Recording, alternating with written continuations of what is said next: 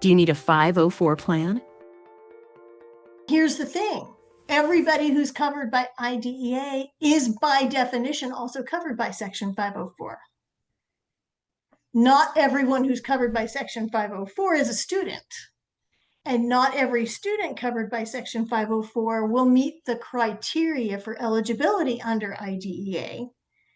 And that's where we end up with students who have 504 plans but not IEPs. But first, it's important to realize that anybody who has an IEP is already protected by everything that 504 offers. So a lot of times people say, well, do I need a 504 in addition to my IEP? Not as far as school services goes, because the whole of 504 is already available to you, and then some, by virtue of having that IEP. So 504 plans in school settings really should be talking about the students who do have a disabling condition that impacts one or more major life activities, but who do not require specialized academic instruction or specialized services in order to receive a free and appropriate public education. They can receive a free and appropriate public education by way of accommodations, modifications, program adjustments, and things like that. What are the advantages and disadvantages of a 504 plan? The advantages are, number one, it's a lot easier to get a 504 plan generally than it is to get an IEP. The criteria to qualify for a 504 plan are more inclusive and don't require as much detailed documentation. The criteria to qualify are pretty general. So there are some kids who can't qualify for an IEP, but do qualify for a 504 plan. So that's one very big advantage, is it gives you some of the protections and supports of an IEP, even if you can't qualify for an IEP. The other thing is that because in order to qualify for an IEP, you have to be given a label, like that you have a learning disability or you have an emotional disorder or whatever.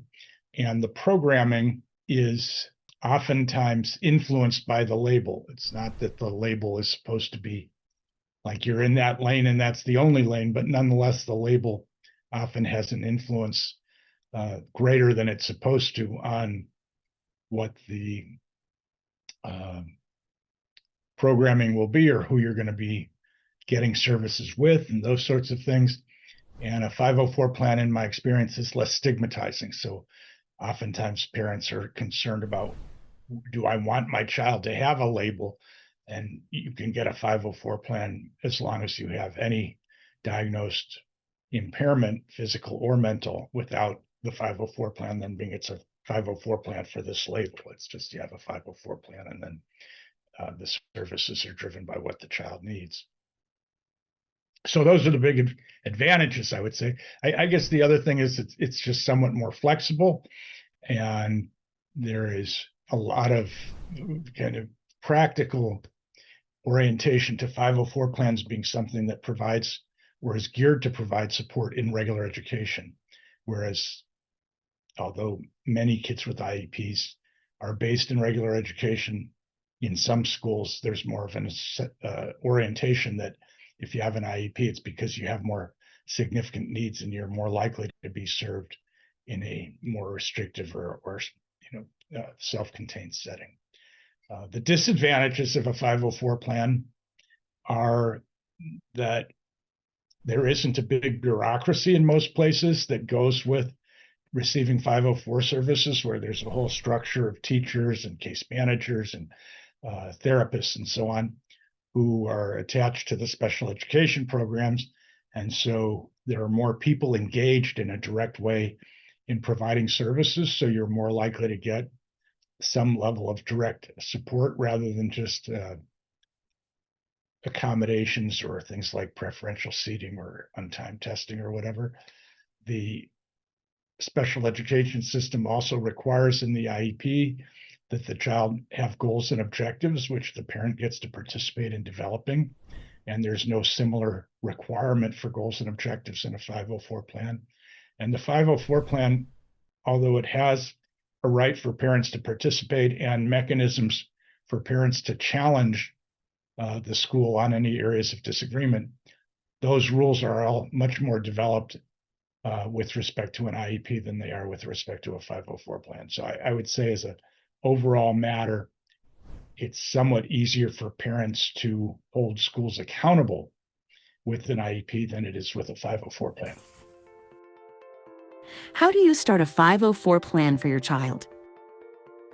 For me, it's always really important that everybody start with an evaluation. And one of the questions people ask is, should I ask for a 504 evaluation or an IDEA evaluation? And since the evaluation process is more finely described in IDEA, I always suggest people start with an assessment under IDEA rules, because there are timelines and procedural requirements that have to be met, even if you don't think they're going to qualify. And nobody should be asserting that prior to evaluating a kid anyway, because if you haven't yet tested and assessed, how do you know if they're going to qualify? Nobody can tell by looking at you how your disability is interacting with you and these demands. We have to first evaluate that, right?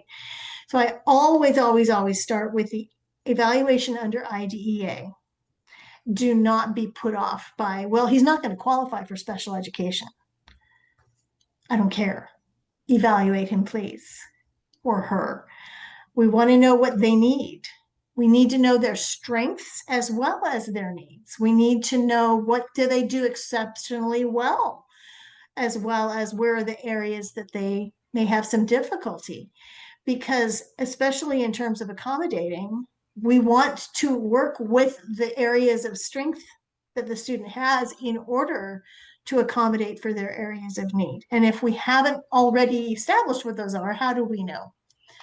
And so a lot of times we do see these very generic 504 plans where they give it time and a half on tests, and they have the students sit close to the teacher or close to the front of the room. And maybe they have note-taking assistants, or they can get a copy of the teacher's notes if they want, so they don't have to be really good note takers and things like that. Okay, those are a great start for certain kinds of kids who have certain kinds of needs. But those are not appropriate accommodations for every single student with every single disability. So this sort of just generic application of a standardized package of accommodations, it may be efficient in terms of the paperwork and the school, but it doesn't actually individually address anything, because we don't know whether we're actually doing anything helpful. So for me, it always starts with evaluating, and parents need to have that done through public agencies as much as possible, because the public agencies are the ones charged with providing for that. And I see a lot of times parents will spend a lot of money out of pocket for private evaluations that give some but not all of the information that we need.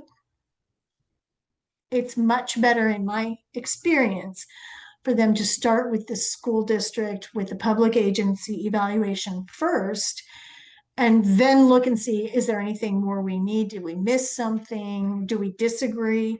Then you get into the issues of independent educational evaluation and so on. If you disagree with or aren't sure that something was adequately covered. But that's much better than going to a private psychologist or a private OT or a private speech path and spending money for a private evaluation that may not cover all the information that you're trying to uncover.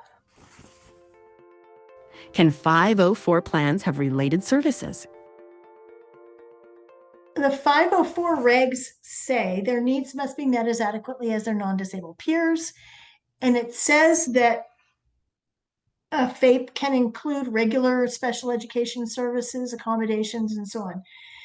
So 504 essentially says an IEP can be how you meet your 504 obligations. But it doesn't say you have to have an IEP. It just says you have to meet your obligations. You have to meet this student's needs as adequately as their non-disabled peers.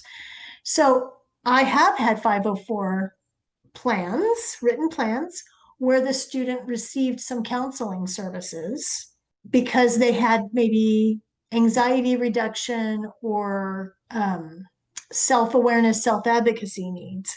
And the school counselor was uniquely positioned to be able to provide that. I have had students who received check-ins with their guidance counselor, their regular academic counselor, or where the counselor acted as a communication conduit to all of the teachers to gather up information about what the student was missing in classes or needed help with. And then the guidance counselor met with the student once a week and provided all of that information. And so it was more of a case management situation where they weren't receiving special education services, but they were receiving some individual case management and guidance through regular educational staff. But there's no reason you cannot have speech through a 504 plan or occupational therapy through a 504 plan. And often they will have some consultative type connection through a 504 plan if the student doesn't require direct services.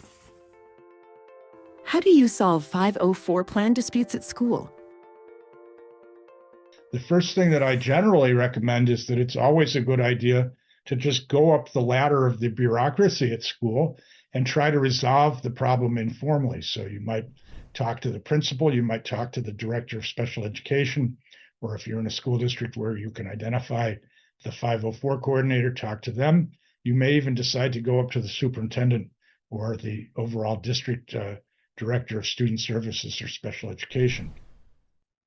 And I say that because often the directors of special education are also responsible for kids with 504 plans.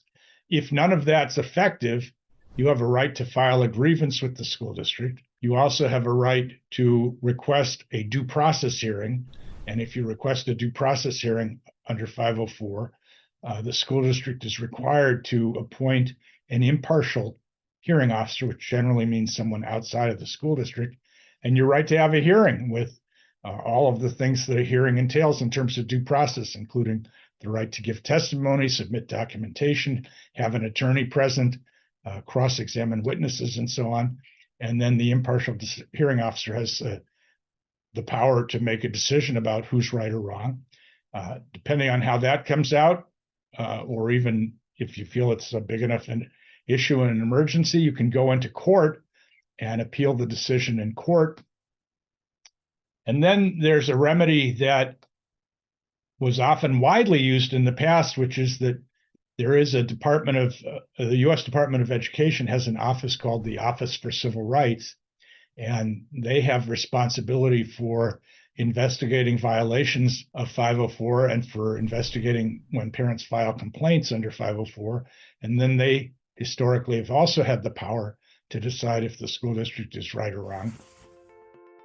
Why should you involve your child in their 504 plan? The number one thing that the parent should know is they need to involve their child, even if their child is pretty young. This is going to be hard, but certainly by the time they're in high school, your child should absolutely unconditionally know what their 504 plan accommodations are. And if you must know, it is actually this point, the ability to, as to whether or not they can advocate to have their needs met, is actually a great reason for an IEP, because a lot of kids with disabilities, particularly when they're younger, they don't know or don't feel comfortable saying to a teacher, I need a chair today, Mrs. Smith, or I need somebody to carry this, Mrs. Smith, or I can't do this, Mrs. Smith. That need alone is actually specially designed instruction to advocate, to learn about their disability, the impact of their disability, and how to advocate for themselves so their needs are met at school.